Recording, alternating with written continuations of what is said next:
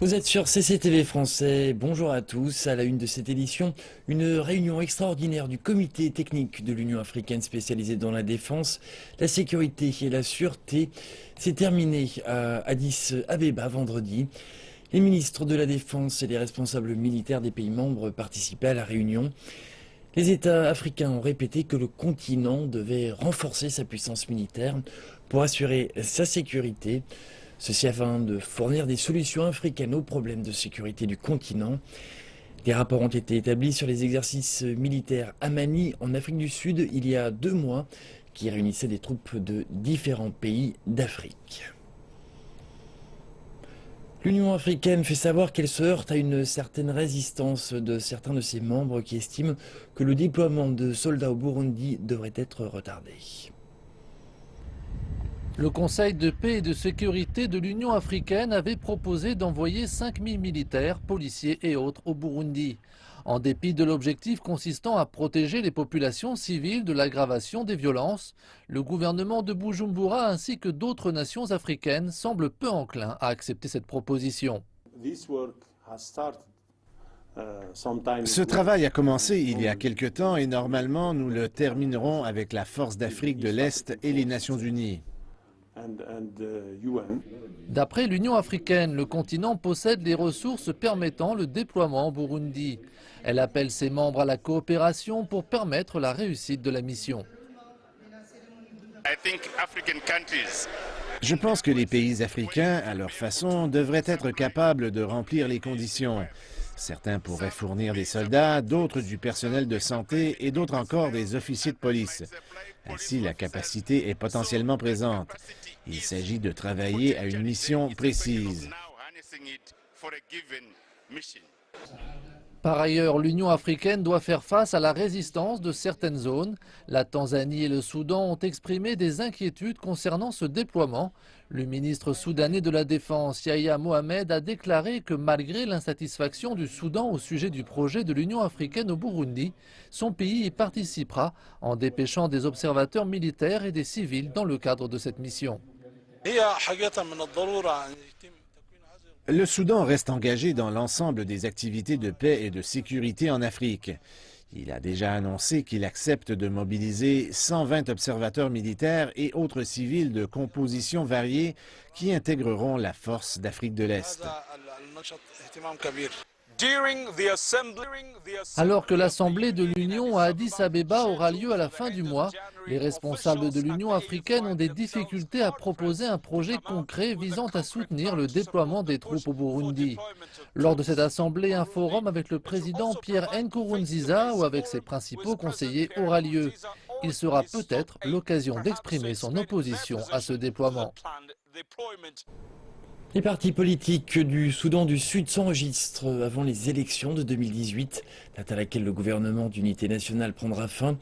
Le président du parti au pouvoir, Salva Kiir, a enregistré son parti, le Mouvement populaire de libération du Soudan, au conseil du parti politique dans la capitale Juba.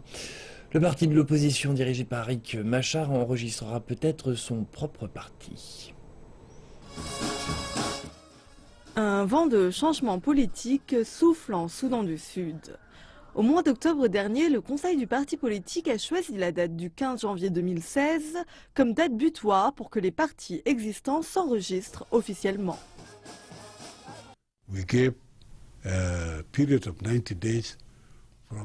Pour que les anciens partis politiques enregistrés soumettent leurs applications pour un nouvel enregistrement, et c'est en ce moment que ça se passe.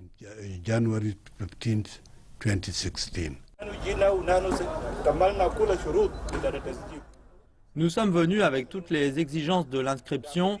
Nous espérons qu'au moment des élections, nous gagnerons en tant que nouveau parti. Jusqu'à présent, 12 partis politiques ont soumis leur application, mais le principal parti de l'opposition, dirigé par l'ancien vice-président Riek Machar, considère de s'enregistrer avec un nouveau parti politique. Nous pouvons toujours établir un dialogue sur cette question afin d'essayer et d'unifier le parti du Mouvement populaire de libération du Soudan à nouveau. Cependant, si nous échouons, nous serions éjectés automatiquement et il faut que nous réfléchissions à cela. Selon le président Salva Kiir, une nouvelle inscription permet de préserver la direction du parti du Mouvement populaire de libération du Soudan en forçant l'opposition à former un nouveau parti avant les élections. Les habitants du Burkina Faso ont demandé un renforcement de la sécurité après que des militants d'Al-Qaïda ont pris d'assaut un hôtel de la capitale et fait au moins 28 victimes. La sécurité, il faut qu'on renforce la sécurité de plus. Il n'y a pas beaucoup de sécurité dans notre pays. Tout le monde peut rentrer dans notre pays comme ils veulent. Le nord, le sud, à l'est, à l'ouest. Il faut qu'on renforce la sécurité. C'est les étrangers qui nous font manger au Burkina. On n'est pas aucun truc pour se défendre. Si les étrangers fuient nous laisser, on fait comment? Donc il faut qu'il n'a qu'à prendre tous les moyens pour défendre Burkina Faso. Les jeunes Burkina Faso, on demande pardon aux autorités burkinabées pour qu'il n'a qu'à prendre tous les moyens, toutes les autres ressources pour défendre la vie burkinabé. D'accord. Voilà. Les forces de sécurité ont repris l'hôtel Splendide assiégé à Ouagadougou, un jour après que des combattants d'Al-Qaïda y ont pénétré vendredi. Des étrangers originaires de moins 18 pays ont été tués. Cette nation sans accès à la mer a été largement épargnée par la violence qu'ont connue les pays voisins. Un analyste déclare que l'éviction du président du Burkina Faso, Blaise Compaoré, a pu être l'une des raisons de l'attaque car cela a mis un terme à une relation favorable entre le Burkina Faso et plusieurs groupes militants. L'attaque de vendredi fait suite à un raid similaire survenu en novembre dans un hôtel de luxe de la capitale malienne de Bamako où 20 personnes ont péri, dont des étrangers. Au Nigeria, la lutte contre la corruption a permis de recouvrir plusieurs milliards de dollars d'argent public. Le porte-parole du président a déclaré que le gouvernement avait tenu sa promesse d'éradiquer la corruption. Toutefois, les critiques persistent. Le climat économique est difficile au Nigeria. Le prix du pétrole brut, la principale source de revenus du pays, est en chute libre mondialement et ses ressources sont taxées par une administration corrompue. La corruption concernait également des individus proches du président. Il a fait preuve d'un détachement complet par rapport à ces personnes et a permis à la procédure de suivre son cours. Donc nous sommes ici engagés dans une campagne très sérieuse et très vigoureuse contre la corruption. Le président n'épargnera personne. La mission que s'est donnée le président Muhammadu Buhari de récupérer les fonds publics volés a touché aux plus hautes sphères de l'administration. L'enquête a été menée auprès de la compagnie nationale pétrolière, la NNPC, et s'est soldée par l'arrestation d'un ancien conseiller en matière de sécurité, Sambo Dasuki. Il est accusé d'avoir détourné plus de 2 milliards de dollars dans le cadre d'accords de vente d'armes. À l'heure actuelle, il plaide non coupable.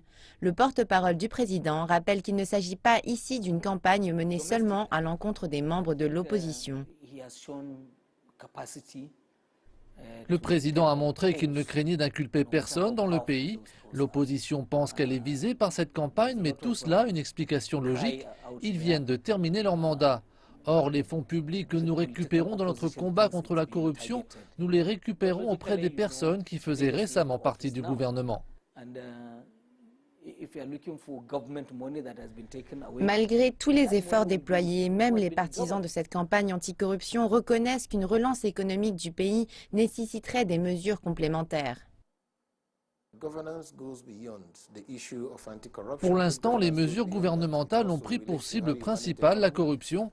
C'est bien, mais il ne faut pas oublier que nous avons une monnaie qui dégringole à l'heure actuelle et rien de concret n'a été mis en place pour pallier à cela. Les personnes corrompues vont être poursuivies en justice, mais ce n'est pas suffisant. La corruption est un phénomène persistant au Nigeria et son éradication demandera un travail de long.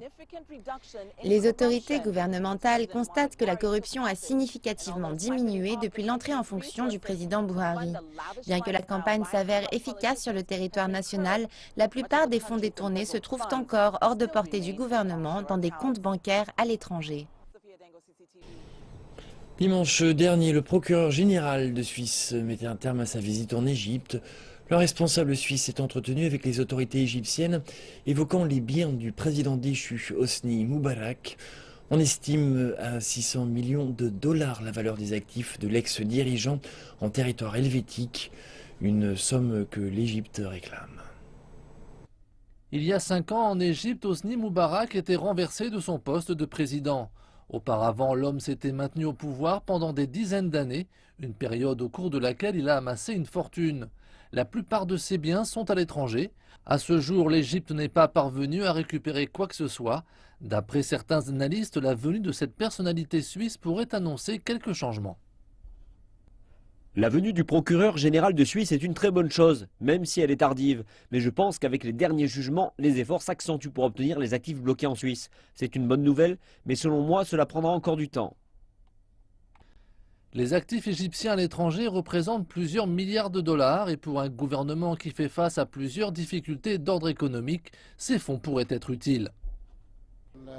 C'est bien et important pour pouvoir récupérer l'argent. Il existe des comités qui en ont la responsabilité. Ils devraient agir discrètement et négocier avec leurs homologues à propos de ce dossier. Cet argent profitera au gouvernement qui en a besoin pour investir. Cependant, les tribunaux européens restent dans l'attente de jugements finaux. Ils sont en effet nécessaires pour prouver que cet argent a quitté le pays en toute illégalité. Une procédure qui peut se prolonger plusieurs années encore. Mais cette fois-ci, il existe une lueur d'espoir. La semaine dernière, Hosni Moubarak était condamné à 3 ans de prison pour détournement de fonds dans le dossier des palais présidentiels. Une décision qui pourrait accélérer les procédures de restitution de 600 millions de francs suisses qu'Hosni Moubarak a déposées dans la Confédération. Si vous êtes passionné de bande dessinée, il est probable que vous ayez lu Superman ou Batman, dont les héros ne sont plus à présenter. Aujourd'hui, une start-up de dessins animés au Nigeria a créé sa propre version de super-héros africains. Une version essentiellement destinée à un public africain qui gagne néanmoins de plus en plus en popularité au-delà du continent. Guardian Prime est plutôt une version nigériane de la célèbre bande dessinée occidentale Superman. Le premier personnage est un créateur de mode de 25 ans qui a pour mission de défendre et de protéger le Nigeria et d'en faire une société meilleure. Hilda Avonome est un autre personnage qui se sert de ses pouvoirs spirituels pour protéger les plus faibles.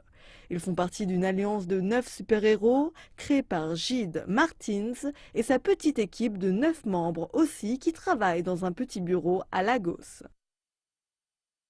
I grew up consuming loads of comics. And you know, we're in a society where started noticing that J'ai grandi en lisant beaucoup de bandes dessinées. J'ai remarqué que dans la société d'aujourd'hui, la nouvelle génération est rebelle. Elle n'écoute ni ses parents ni la religion. J'ai réfléchi à ce que je pouvais faire pour modifier cette manière de penser et je me suis demandé comment je prenais mes décisions en grandissant. Je me suis rappelé qu'à chaque fois que j'avais une décision difficile à prendre, je pensais à ce que Superman ou Batman feraient. Superman défendrait cette cause et Batman braverait tous les obstacles. Alors pourquoi ne pas utiliser cette méthode pour instaurer des droits moraux à la prochaine génération pour qu'ils aient la même influence que j'ai eue? Je veux partager cette expérience avec le monde entier. Et en plus, je suis nigérian. Nous avons déjà des super-héros occidentaux et je dois sensibiliser les personnes d'ici, qui sont nigérians et africains en général. Je me suis donc dit, pourquoi ne pas utiliser notre culture et nos personnalités et les dépeindre en tant que héros, pour qu'ils inspirent les gens et leur montrent ce que l'Afrique peut faire.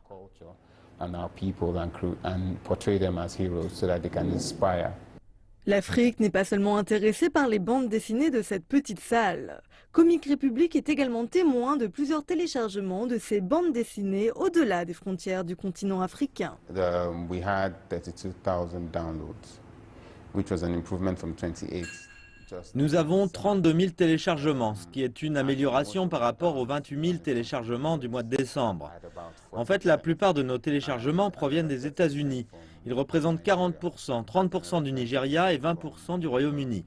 Les Philippines, Taïwan, le Zimbabwe et l'Afrique du Sud se partagent les 20% restants. Philippines, Taiwan, Zimbabwe, South Africa share the rest 20%. C'est une importante étape pour l'entreprise qui a à peine 2 ans. Ils font d'abord une esquisse des bandes dessinées sur du papier, ensuite elles sont scannées dans un ordinateur, d'où l'ensemble du travail numérique est fait pour obtenir un produit finalisé. Ils sont ensuite téléchargés vers le secteur du site de l'entreprise et mis gratuitement à la disposition du public. Nos bandes dessinées sont numériques et plus facilement accessibles numériquement et plus faciles à lire aussi. Le scénario que nous avons créé touche un plus large groupe de personnes qui ne lisent pas de bande dessinée habituellement. Ils téléchargent et lisent nos bandes dessinées et ont compris le message que nous voulons faire passer. Grâce au téléchargement gratuit, Comic Republic s'en sort tout juste. Cependant, Gide et son équipe pensent que l'horizon sera glorieux. De nombreuses entreprises étrangères nous ont fait des propositions. Nous avons même reçu une proposition cinématographique. Nous avons un accord d'impression avec une entreprise aux États-Unis. Ils souhaitent commencer à imprimer nos bandes dessinées et les distribuer dans le monde entier. Nous avons également un accord cinématographique pour l'un de nos personnages. Mais nous n'avons pas encore d'accord de communication ici au Nigeria.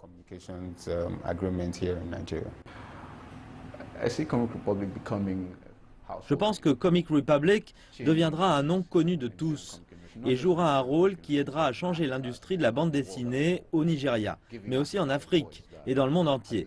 Et ce, en donnant une voix à l'Afrique qui n'a jamais été entendue auparavant.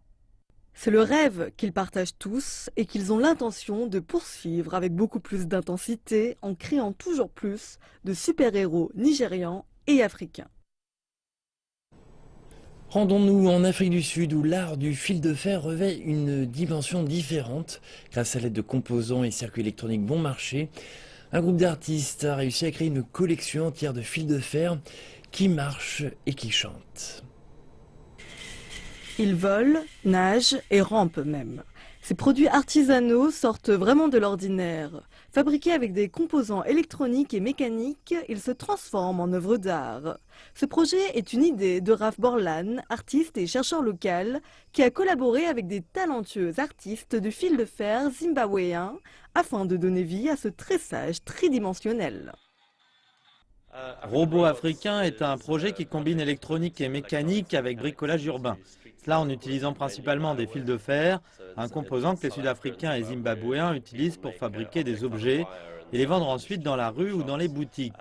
Ces objets sont généralement statiques et j'ai pensé que cela serait génial d'incorporer l'électronique et la mécanique pour les faire bouger.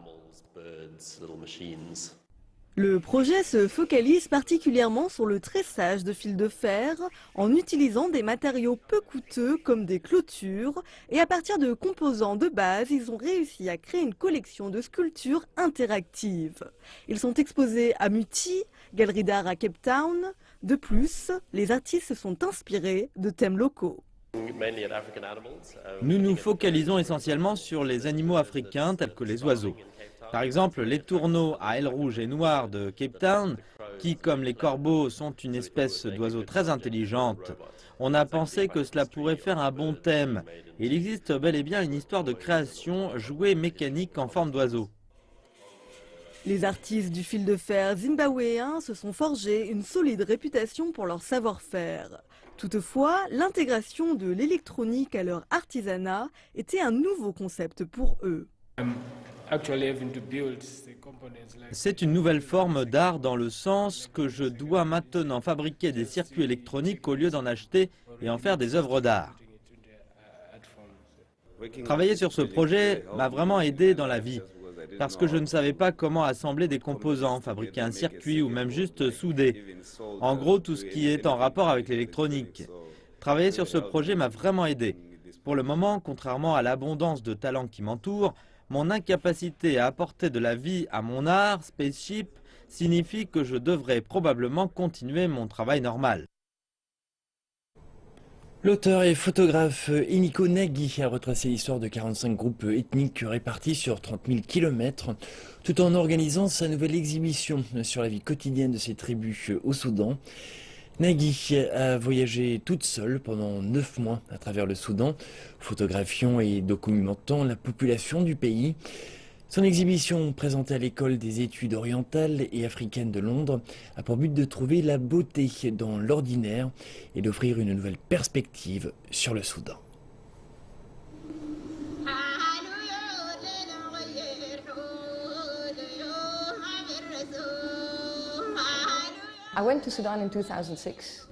Je suis allée au Soudan en 2006. J'étais travailleuse humanitaire pendant 2 ans et demi et ensuite, au lieu de rentrer chez moi, j'ai décidé d'écrire un livre. Je voulais que ce livre raconte la vie des Soudanais, c'est-à-dire qu'il soit axé sur leur philosophie de vie, sur ce qu'ils pensent, sur le sujet de conversation, sur ce qu'ils voient et ce qu'ils entendent. J'ai donc décidé de documenter leur quotidien, des moments ordinaires à la transmission orale. La transmission orale sont les récits traditionnels, les proverbes, les contes folkloriques, les poèmes, les chansons, les bénédictions et les rites. En fait, tout ce qu'ils utilisent dans leur vie quotidienne. Les images témoignent du quotidien et des moments ordinaires qui ne sont pas dignes d'une attention médiatique.